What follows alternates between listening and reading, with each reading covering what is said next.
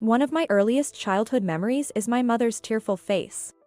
She was being bullied by her mother-in-law, my grandmother. Back then, I didn't know the term bullying, and I used to wonder, why does grandma only treat my mom meanly? I disliked my grandmother for hurting my mom. When my grandmother passed away, I remember feeling relieved as a child. Little did I know that I would go through the same experience. But I'm not just a woman who cries. My name is Jessica, a 37-year-old office worker at a mid-sized company. After dating Michael, a colleague 2 years my junior, for 2 years and getting engaged, we discovered I was pregnant. Having almost given up on having children, we were thrilled, and so was Michael. We decided to register our marriage first, postponing the wedding ceremony and reception. However, before the pregnancy was revealed, my husband's mother, my mother-in-law, who had been happy about our relationship, suddenly changed her attitude. A shotgun wedding, how indecent. Jessica must have seduced Michael, she said, looking down on me. To my mother-in-law, who lost her husband 10 years ago, Michael was the only man in the family. She adored and relied on him heavily. Believing that an older woman snatched her son away, she thought a fait accompli was created to secure her position as his wife. Michael has a good salary and is the heir to our family. You were just after a wealthy marriage, weren't you? Frankly, our in-laws are neither of notable lineage nor wealthy, to use terms like heir and marrying into wealth. Moreover, Michael has an older sister, Sarah, who lived with her husband and in-laws after marriage, so she would likely be the heir. Michael has made it clear to his mother that he has no intention of living in their inconvenient, rural hometown with poor transportation. Yet, in my mother-in-law's mind, the eldest son equals the heir to the family home. Since it's done, you must give birth to a boy, she pressured me. When prenatal tests showed it was a boy, my mother-in-law was overjoyed, but I had a bad feeling. Then, at 4 months, we discovered we were having fraternal twins.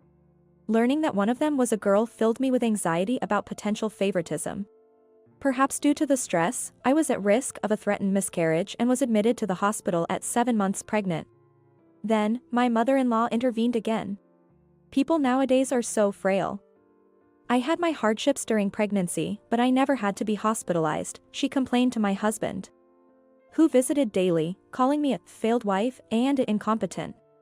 She even suspected that the children weren't Michael's. It's odd for a 37-year-old to get pregnant and to be at risk of miscarriage so easily. They can't be Michael's children, she bullied with baseless logic. Even when explained by the obstetrician that twin pregnancies and deliveries are high risk, she wouldn't listen. Eventually, I gave birth to the twins, Alex and Emily, via cesarean section. My mother-in-law criticized this too. After the birth, as I suffered from the anesthesia wearing off, she said, C-sections are just taking the easy way out. A mother who hasn't experienced the pain of childbirth lacks affection for her child. That's ridiculous. The pain when the anesthesia wore off from the C-section was unbearable. At that time, a nurse silenced her by saying, about 70% of mothers with twins have C-sections, and it has nothing to do with love. However, she continued to complain to Michael. Fortunately, Michael stood up for me, telling his mother, don't pretend to know everything and insult Jessica when you've never given birth to twins yourself. Hearing this made me tear up with joy. But even after being discharged, my mother-in-law's bullying didn't stop. Although our house is just an hour's drive from my in-laws, she insists on taking a taxi and then says, since I made the effort to come, you should cover the taxi fare. When I'm overwhelmed with taking care of the twins, she complains, you can't even serve tea to your husband's mother. What an incompetent wife you are. And when both start crying at the same time, she snaps, how noisy. It's definitely your children, criticizing everything. She has no understanding of how challenging it is to take care of twins. I was exhausted, barely getting any sleep. But Michael helped by saying, then, Mom, why don't you try looking after the twins for just one day? You'll see how hard it is for Jessica. I had resigned from my job due to the pregnancy and wasn't aware of the details, but our company was undergoing a merger, creating a tough situation for Michael. His department was eliminated, and he was assigned to a new one with no prior experience. His salary decreased, and with the acquiring company disapproving of overtime, it dropped to about 2/3 of what it used to be. Furthermore, he had to bring work home due to the inability to do overtime, often working late into the night in his room. Despite this, because he was home, he actively helped by bathing the twins, changing diapers, and folding laundry. This is why he understood how difficult it was to care for two children simultaneously. I really appreciate that Michael keeps an eye on his mother when she's at our house to prevent her from bullying me. 3 years later, I decided to return to work. Raising twins turned out to be more expensive than anticipated, with costs for diapers, clothes, and food, leading us to dip into our savings and struggle to get by on Michael's salary alone. The daycare situation required the twins to split up. I would drop off one child, and Michael the other, with me picking them up. I explained the situation to my company and was allowed to leave an hour early from work to manage this. My mother-in-law actually offered to help with Alex's drop-off and pickup, but we declined. From the start, she showed favoritism towards Alex, the boy, by buying him clothes and toys, so we wanted to keep her at a distance. However, while we could guard against her on weekdays, we couldn't prevent her from showing up at our house on weekends, using a taxi as usual. She would arrive, laden with bags, and start pulling out toys, clothes, and sweets for Alex. "We appreciate you buying things for Alex, but please don't neglect Emily." "But Emily looks just like you, not cute at all," she would retort. Despite our requests, she wouldn't listen. The children began to notice her differential treatment. Alex became clingy to grandma, while Emily would hide whenever she saw her. Once, when Michael and I were not looking, she even took Alex back to her house without permission. Moreover, she had told my sister-in-law Sarah that I had dumped Alex's care on her. After receiving an angry call from Sarah, Michael clarified the situation, resolving the misunderstanding. However, this led to a new conflict, with Sarah feeling that her mother favored Michael's family, who had a son, over hers, which only had daughters, straining their relationship. A change in this mother-in-law and daughter-in-law battle came one weekend when the kids were 5. I used to visit my parents on weekends, and upon returning home around 8 p.m., I was met by my mother-in-law standing at the entrance, scolding me for abandoning the children to have fun on a weekend. "I'm sorry, I had errands at my parents'. Michael said he'd look after the kids." I replied while rushing to the kitchen to warm up lasagna for dinner. Seeing this, she exclaimed, "What time do you think it is to be serving something as heavy as lasagna, and frozen at that? That's just lazy." Indeed, it was frozen, but this was something I made from scratch and froze last Sunday. It's packed with vegetables and just a little meat, making it gentle on the stomach and safe to eat even at night. When I explained this, my mother-in-law hesitated but then retorted, "Anyway, as a wife, failing to serve fresh meals to your husband is unacceptable. It's all because you're working that you have to cook in bulk and resort to freezing. Our financial situation remains tight even now. As the children grow, the expenses for food, clothing, and education will only increase, never being enough." When I explained this, she countered, "Michael is earning well, isn't he?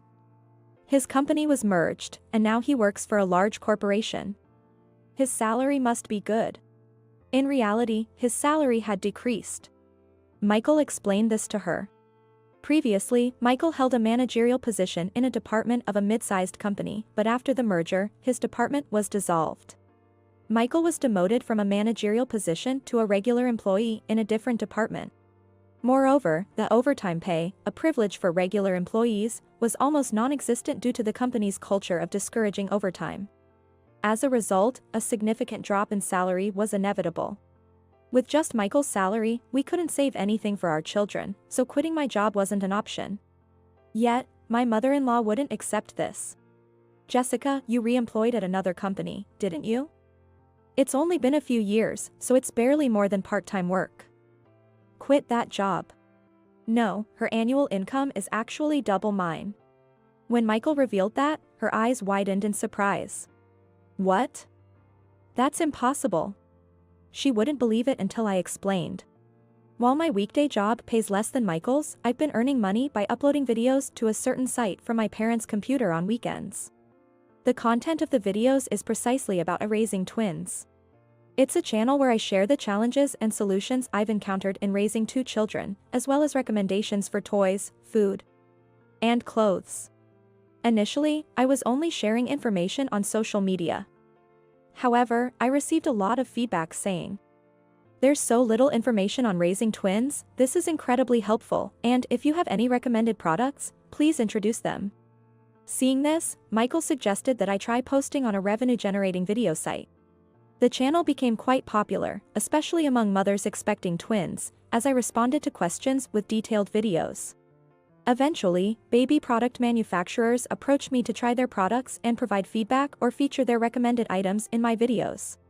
Though it's just a few hours of work on weekends, it now generates an income of $3,000 to $4,000 a month. "Are you kidding? I've never seen you do that," she said, disbelieving. But since my workspace is at my parents' house, it's natural that she hasn't seen it. I work from my parents' house because it's hard to concentrate at our own home with the kids around, potentially causing interruptions. Sometimes I bring the kids along, and during those times, my parents play with them. Seeing my parents happily surrounded by their grandchildren makes me feel like I'm doing a bit of filial piety, which is quite satisfying. After learning that I truly earn double what Michael does, my mother-in-law suddenly started to cozy up to me. Well, Jessica, you were hiding your talent. That's right, you're the woman Michael chose." Her sudden change in attitude is because things aren't going well with Sarah's family.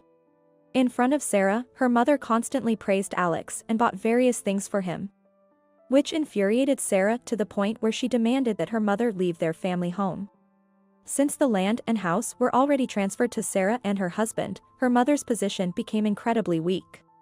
She might have thought about moving in with us, but she didn't like the idea of a saucy daughter-in-law and resorted to bullying to assert her dominance. Now realizing her low standing in our home as well, she suddenly became more humble, fearing that being disliked by Michael and me would leave her with nowhere to go. But changing her attitude now is too late. Recently, Emily has started to stand up to her grandmother. Just the other day, when the grandmother said, "I don't need a granddaughter. They just cost money." "It would have been better if such a worthless grandchild didn't exist," Emily retorted. "Then, Grandma and your mother are also worthless, because they're women." Seeing the grandmother's sour face, Michael and I couldn't help but burst into laughter, proud of our daughter. Given this situation, living with the grandmother is absolutely out of the question. "I'm sorry, but I have no intention of living with someone who disrespects and belittles me and Emily," I told her. Michael later found out from Sarah that she was also cold to Sarah's 2 daughters and pressured her daily to have a son. Naturally, Sarah's daughters also disliked the grandmother and refused to live with her any longer. In the end, the grandmother had to return to her childhood home, where her sister's family lives. However, given her personality, it seems she's not welcomed there either. She kept calling Sarah, crying and begging to live with her again, until Sarah finally blocked her number. Serves her right. As for us, we decided to move to my parents' house before the kids start elementary school. We informed her of our move only through an email stating, "We have moved," and have since cut off all contact with her. Now, including my parents, our family of 6 enjoys a lively and fulfilling daily life. We plan to continue the video uploads for a while longer, save up money, and renovate the house, as Michael and I have discussed.